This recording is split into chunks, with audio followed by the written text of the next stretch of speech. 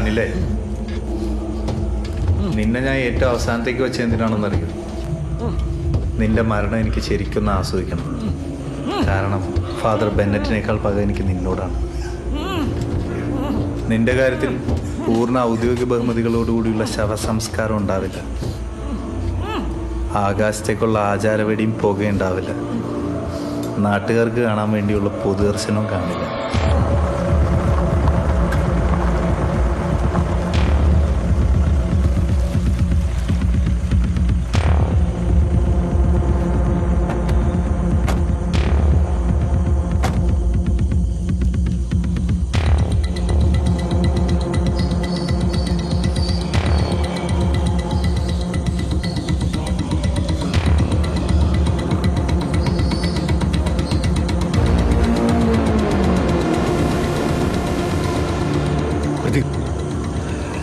ഇതായിരിക്കും ആ വണ്ടി.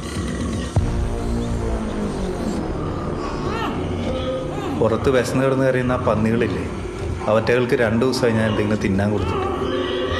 എൻ്റെ ദേഷ്യം തീരും വരെ കുത്തിപ്പറിച്ചിട്ട് ഞാൻ നിന്നെ അവർക്ക് തിന്നാൻ കൊടുത്തു.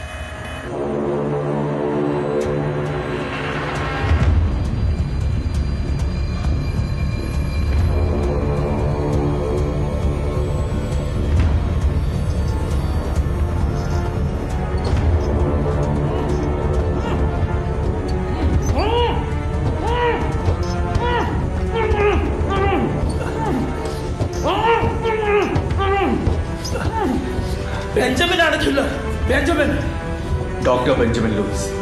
എനിക്കറിയാം എല്ലാം.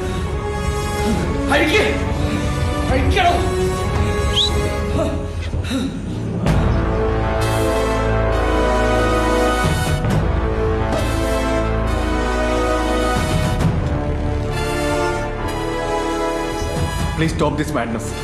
നിങ്ങളുടെ ഫാമിലിക്ക് സംഭവിച്ചത് എന്താണെന്ന് എനിക്കറിയാം. ആൻഡ്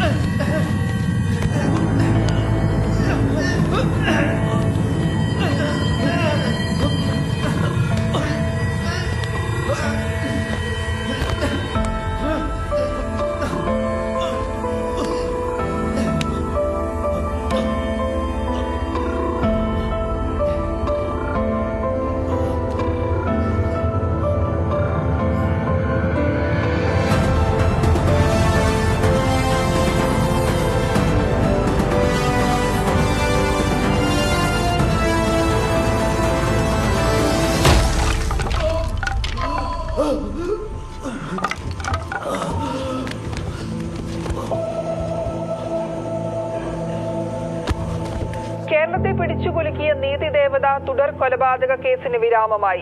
ഇന്നലെ പാതിരാത്രിയോടെ അറസ്റ്റിലായ പ്രതിയെ അപ്പോൾ തന്നെ പോലീസ് മാജിസ്ട്രേറ്റിന് മുന്നിൽ ഹാജരാക്കി 2 ദിവസത്തെ റിമാൻഡിൽ വാങ്ങി. അമേരിക്കൻ മലയാളി അറിയപ്പെടുന്ന സൈക്കോളജിസ്റ്റുമായ ഡോക്ടർ ബെഞ്ചമിൻ ലൂയിസ് ആണ് കൊലയാളി. പ്രാരംഭഘട്ട ചോദ്യം ചെയ്യൽ ആരംഭിച്ചിട്ടേ ഉള്ളൂ. പ്രതിയെ എത്രയും പെട്ടെന്ന് അടുത്ത ദിവസം തന്നെ കോടതിയിൽ ഹാജരാക്കി പോലീസ് കസ്റ്റഡി വാങ്ങുന്നതാണ്. സാർ കില്ലെന്ന മോട്ടീവിനെ കുറിച്ച് എന്തെങ്കിലും? It's too early to comment on it. Okay?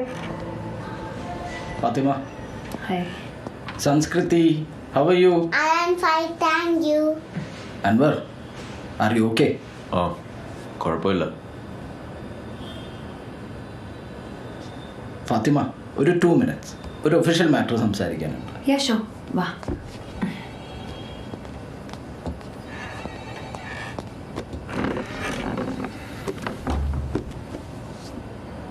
Hello Anwar, അന്ന് അച്ഛന് വേണ്ടി അങ്ങനെയൊക്കെ ചെയ്യേണ്ടി വന്നു.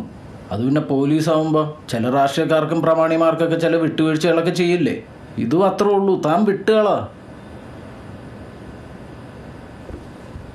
പിന്നെ ഈ കാര്യം പുറത്തറിയാവുന്നത് എനിക്കും തനിക്കും മാത്രമാണ്.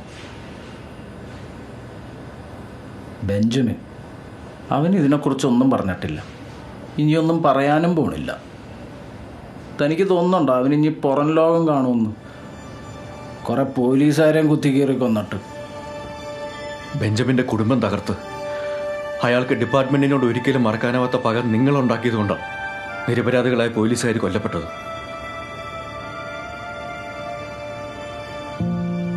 താൻ ഈ കേസിന്റെ റൈറ്റ് ആൻഡ് റോങ് ഒക്കെ പിടിച്ചിരിക്കാൻ പോവുകയാണോ? അല്ലെങ്കിൽ Kochi police department permanent criminologist ആയിട്ട് ജോയിൻ ചെയ്യാൻ പോവുകയാണോ? ഇനി പറയാൻ പോകുന്ന കാര്യങ്ങൾ പോലീസിന്റെ അനുമാനങ്ങൾ മാത്രമാണ് സർ. കാരണം ഡോക്ടർ ബെഞ്ചമിൻ ലൂയിസ് ഇതുവരെയുള്ള ചോദ്യം ചെയ്യലിനോട് പ്രതികരിക്കുകയോ സഹകരിക്കുകയോ ചെയ്തിട്ടില്ല. കൊക്കെയിൻ ഷമീറുമായി ഇയാൾ വെച്ചിരിക്കുന്ന ഡീൽ എന്താണെന്ന് നമുക്ക് വ്യക്തമല്ല. ബട്ട് നമ്മുടെ ഒരു ബെസ്റ്റ് ഗസ് എന്ന് പറയുന്നത് ഒരുപക്ഷെ ഡാർക്ക് നെറ്റ് വഴിയോ അല്ലെങ്കിൽ അമേരിക്കയിലുള്ള ഇയാളുടെ കോൺടാക്ട്സ് വഴിയോ ചീപ്പ് ആൻഡ് അൺട്രേസബിൾ ആയിട്ടുള്ള കൊക്കെയിൻ കൊച്ചിയിൽ എത്തിച്ചു കൊടുക്കുക എന്നുള്ളതായിരിക്കാം. ഷമീർ വഴി ബെഞ്ചമിൻ ഈ കേസിലെ രണ്ടാമനായ സൈക്കോ സൈമണെ സെൻട്രൽ ജയിലിൽ തീപിടുത്തമുണ്ടാക്കി ബോഡി സ്വിച്ചിങ് വഴി പുറത്തെത്തിച്ചു. ഇയാൾക്ക് താവളം ഒരുക്കുന്നതിനായി കൊച്ചിയിലെ തന്നെ മറ്റൊരു മനോരോഗിയായ അരവിന്ദൻ കാർത്തിയെ കണ്ടെത്തി. പോലീസുകാരെ ടോർച്ചർ ചെയ്യുക എന്നുള്ളതായിരിക്കാം ഇവർക്ക് കൊടുത്തിരിക്കുന്ന ഓഫർ. ആർക്കും സംശയം തോന്നാതിരിക്കാൻ കൊച്ചിയുടെ ഔട്ട്സ്കേർട്സിലായിട്ടൊരു ഹാം ഷെഡ്, അനേകം പന്നി ഫാമുകളിൽ ഒരു പന്നി ഫാം. അതിലേക്കായി കഴിഞ്ഞ 1.5 വർഷമായി നഗരത്തിലെ പല ഹോട്ടലുകളിൽ നിന്നും ഫുഡ് വേസ്റ്റ് കളക്ട് ചെയ്ത് ഓടിക്കൊണ്ടിരിക്കുന്ന ഒരു വാഹനം. ഈ വാഹനം കിഡ്നാപ്പിനോ ബോഡി ഡംപിങ്ങിനോ എപ്പോൾ വേണമെങ്കിലും ഉപയോഗിക്കാം. There will be no doubt. ഈ പന്നി ഫാമിന്റെ കോൾഡ് സ്റ്റോറേജിലായിട്ട് ഒരു ടോർച്ചർ റൂം, അങ്ങനെ അയാൾക്ക് വേണ്ടുന്ന എല്ലാവിധ സൗകര്യങ്ങളും ഡിസൈൻ ചെയ്ത് ഒരുക്കിയിരുന്നു സർ. സഹായികൾ ബാധ്യതയാകുമെന്ന് തോന്നിയപ്പോഴായിരിക്കാം ആദ്യം അയാൾ കൊക്കെയിൻ ഷമീറിനെ കൊന്നു. പിന്നാലെ പോലീസ് എത്തുമെന്നായപ്പോൾ സൈമണും കർത്തയും പരസ്പരം വെടിവെച്ച് മരിച്ചു എന്ന് വരുത്തി. This is our brief sir. ഇയാൾക്ക് പോലീസ് ഡിപ്പാർട്ട്മെന്റുമായി ഇത്രയും പകയുണ്ടാവാൻ കാരണം?